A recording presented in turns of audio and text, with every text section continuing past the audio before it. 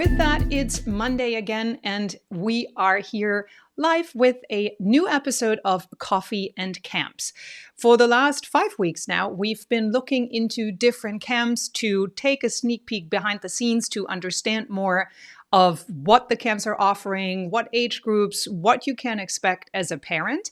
And I'm thrilled that today I have Liz Bart here as my guest. Liz is the director of the Children's Museum of the East End. And as I just said this weekend, if you have a child and you're out here, there's no way you have not heard of the CMEE. Liz, welcome and thank you for your time this morning. Good morning, Kim. Thank you for having me. I'm so happy to be here. I actually went into my photos today to see when was the first time that I ever set foot into the Children's Museum.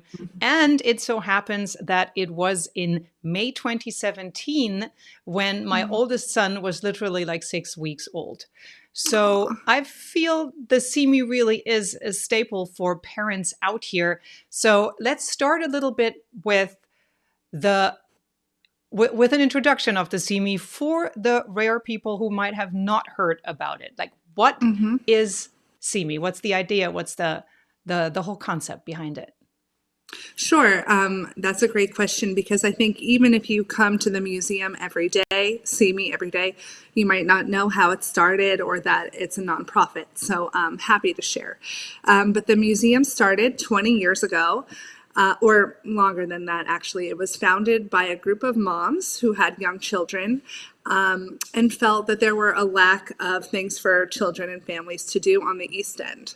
The museum started as a playgroup, quickly outgrowing basements and moving to community centers, churches, a traveling museum, and then 20 years ago, opening our doors in Bridgehampton in our permanent location. The museum is really suited best for children ages 0 to 8, I would say. However, we are opening a new playground, which really we could talk about later, but I think, even a 12 or 13-year-old will have a great time. But anyway. We will talk about this playground because I have a photo that I'm going to show in a little bit because, yes, it's mind-blowing. Please continue. So the museum kind of resembles an East End Main Street where children and families can come, take on the role of community helper and learn through play. And in addition to the exhibits, we have a number of programs from Baby and Me, which it sounds like you attended with August. I sure did.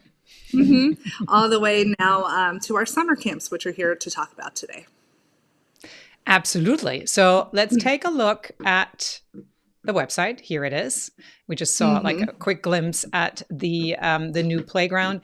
And this is the summer club. Let's see, did that take? Probably not. Of course, I was a little late for that. But these two programs we're toggling on to are great. So we do have our summer camp programs, which are drop-offs for ages 2 to 5.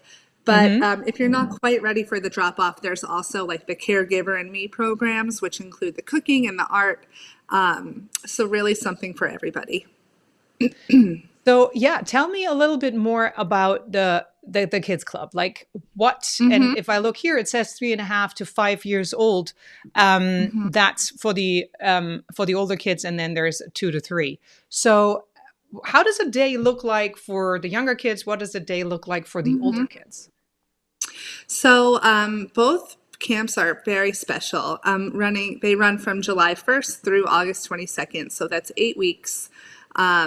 Where you're with the same teacher in the same classroom, and it's really designed to around the childhood development for those ages. So when you're in the 2 and 3-year-old program, most of the time that's a first-time drop-off.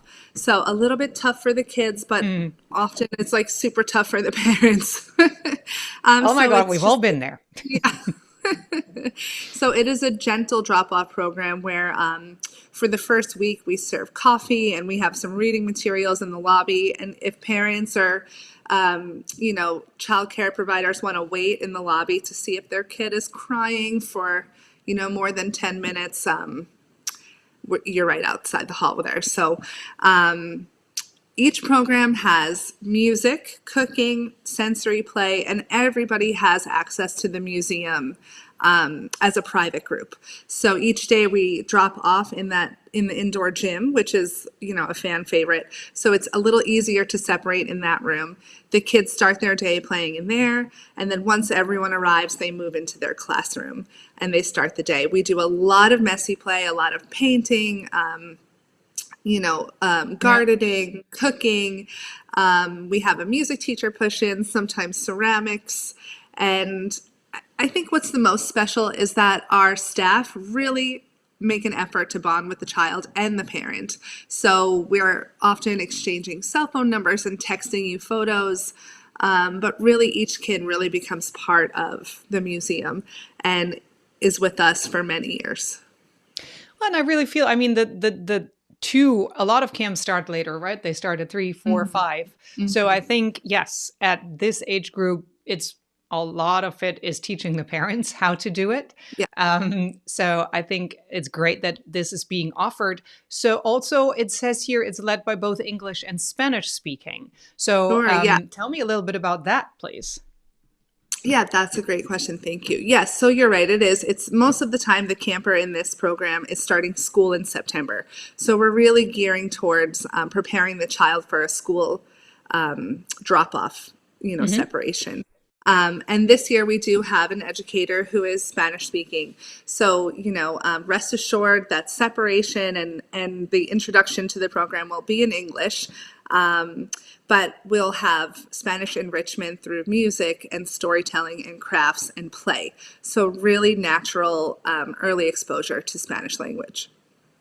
That's fantastic. And as for the older kids, how does their day look? Or is that pretty similar, just, hopefully an easier drop off, even though we all know that's not a given? Yeah, well, yes, each child is different, but I think what's so special about the museum is that a lot of times it's not a new place for the child, so it is an easier separation. They Yeah. are so comfortable here. A lot of times it's like a second home or an extension of their playroom.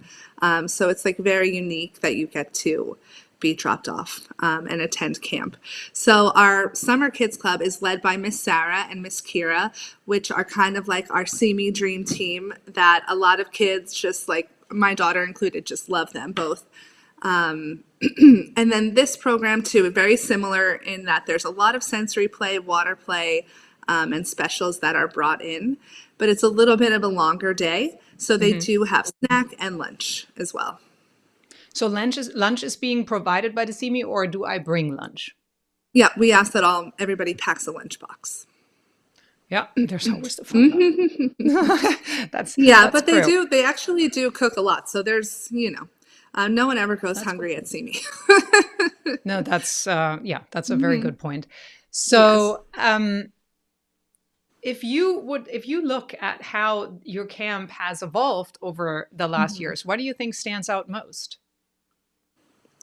Oh, I think as I mentioned earlier, what is so special to me is the families that return year after year, Yeah. and then beg us once their child is aging out, please, can you just extend the program another year? Or can my kid, I know she's 7, but can she be your assistant? So it's really these special bonds that we've created with families who really know and trust the museum. And it's just like so wonderful to see the kids grow, go off to kindergarten, and then come back each summer as a big proud alumni of our programs. So if you look at the ratio between local kids and, let's say, kids from the city, how is that working out?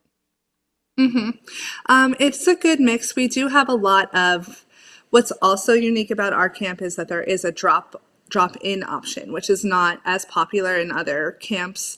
So you don't need to sign up for the entire summer. You can do Fridays only. You can do, 1 week. So we do see a lot of year round and seasonal residents because it could be a little more of a drop in situation.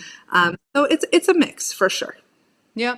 So if is there normal hours for the museum while the camp is running, or is the museum closed during camp hours?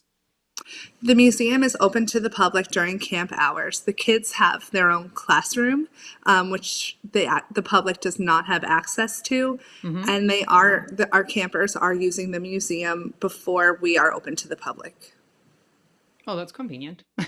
Yeah, That's good. it's, I think it's just, the parents can rest assured that we are safe and we have our own space when they're at CME. So you mentioned it earlier. There is, I mean, first of all, it blows my mind that it's 25 years. And 20 then years, sorry. 20 years. Well, 20. see, it's Yeah. like, it's so mind blowing that I get totally Yes. lost. So yes, it is mind blowing that it is 20 years because, well, but then it does make sense because we alone have been in there for 8 years and that went by in a flash.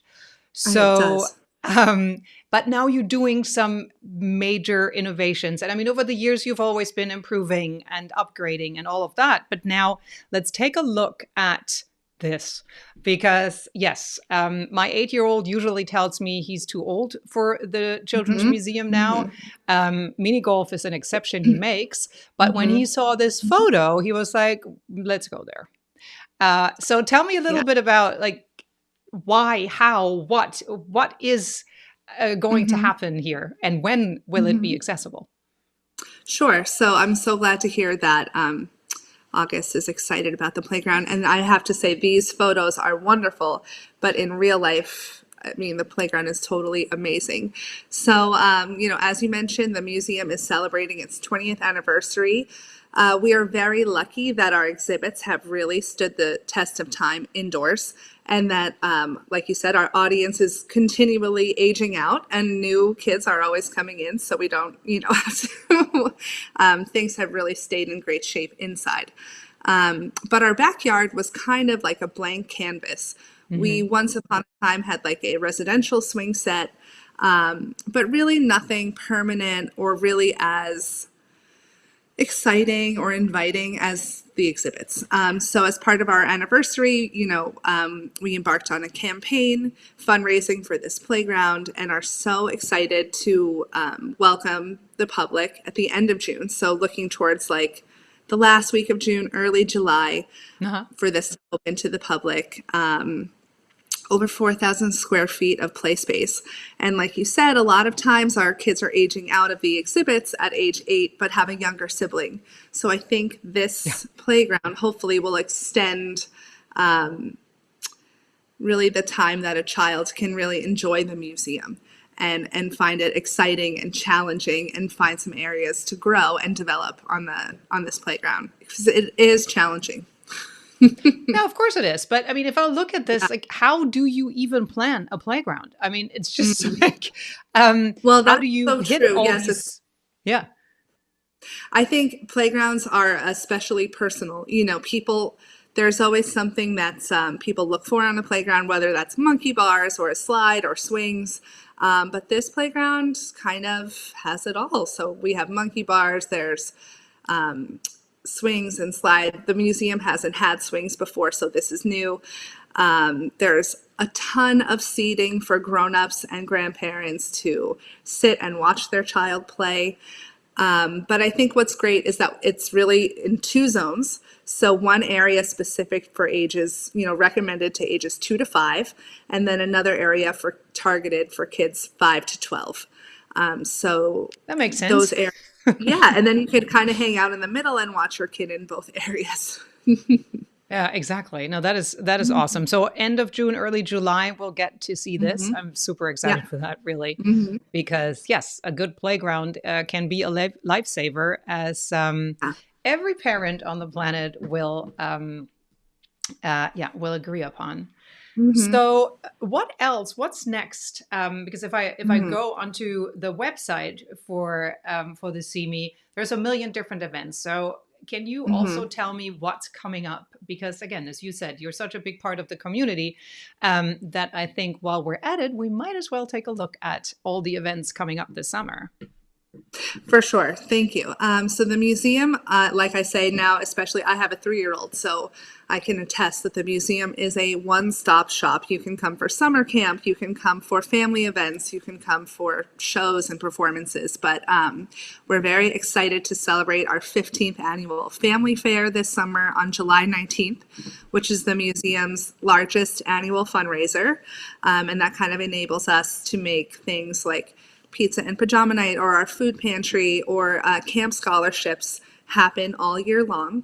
So if you can attend this event, I really encourage you to buy tickets and join us, because it is a day that your kids will talk about all year. This year's theme is Sweet Escape. So, Ooh. sweet and fun and color, but there are over 12 craft stations, live entertainment, activities, food, and everything is included once you walk in the door. That is We marvelous. also have, yeah, we also have our ladies' night, which is a night for our moms to kind of get out without the kids, which is so nice as well. Isn't that Um, lovely? When is that? that's that's August 6th at a private residence in Bridgehampton. Hmm. So once you purchase your ticket, you'll get the location, and it's really evolved into a really one of our marquee events. It's beautiful. Everybody looks beautiful, It and is really beautiful. it's I've attended a yeah, few, and you get to dress up, leave the kids at home, and be surrounded by a bunch of women, which is yeah, pretty awesome. yeah. This year we're partnering with Marfa Stance. So while you're at Ladies Night, you can shop your fall, Getting coat better or by the second. yes, Awesome. and 20% of that purchase will come back to the museum. So that's wonderful. Um, and then looking towards our, event calendar, we have Peter and the Wolf, which is our annual staple event for the whole family, where we invite Hampton Ballet Theater School to come in and they do a live show. We have a Taylor Swift cover band returning, which is the best. I mean, I Yeah. think it's as close as a lot of us are going to get, and the kids don't know the difference. And I don't care. And it's like, and the Yeah, drive is not as long. So that's great. yes, exactly. And then a number of other performances. You can find us at Guildhall. You can find us at Mash Park. We'll be all over this summer. That's true. And we are going to do an event together in July too, a book reading. So we'll again, like, go visit that website for all these special events. And so how, if somebody listens to this and it's like, yes, this is great, I want my kid in there. We've been there so many times. Why not do camp there as well? Are there weeks where you say it's so full, or is it always worth a try to see what dates you can do? As you said, you are flexible, and it can just be a Friday or a Tuesday. Or, I mean, summers are crazy and we all have weird schedules. So, how is that looking? Sure. So if you're looking to make your plans for July, I would do that soon. And Mm. then usually in July, we start to, fill up for the August months. But I encourage anyone looking for their July plans to contact us now, especially a Friday or a Monday. Those tend to be our busier days. No kidding. But we have flexibility. And then what else did you ask me there? Ask me one more time. No, that was pretty much. So Yeah. we will put the link to sign up into our show notes. Perfect. But otherwise, I think if people reach out via phone to ask questions, there's always some lovely ladies answering them. Yeah. So don't be shy when it comes to that, and really ask these questions. Again, I feel that especially if it's your first camp experience, you made a very good point. The great thing is you can literally start going right now for an hour and have them or an afternoon, and have your kid get used to what it is, because it will make a huge difference from totally new place, totally new situation, and now I'm going to drop you off. Because that really is, I mean, that's all of us who have been through it, like a screaming, crying child that yells, don't go.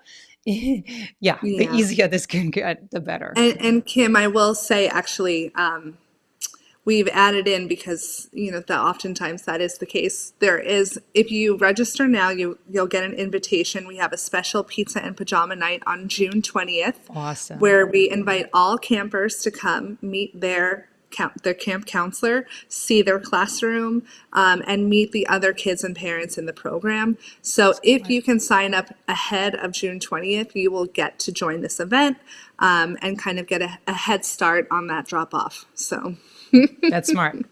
That is really smart. So, well, Liz, thank you. Again, for me, it really is, it is a happy place as a parent. And well, for my kids, it definitely is. And it, well, got us through quite a few rainy days and difficult times. And I'm glad you're doing what you're doing. And thank you for not stopping, but moving even further. And I always love a good, it started in a basement with a few people and now look at it stories. Always love that. Please keep it up. Thank you for everything you do. And well, people can reach out via the link, ask questions, and definitely attend all these marvelous events you're throwing. And I can't wait to check out that playground, because I'm sure it's going to bring a lot of joy to my kids and all the kids out here. Well, thank you, Kim. It was so fun to chat about CMEE and our programs, and I look forward to meeting some of our viewers. Thank you. Absolutely. Have a great rest of your week and see you super soon. Bye. Bye.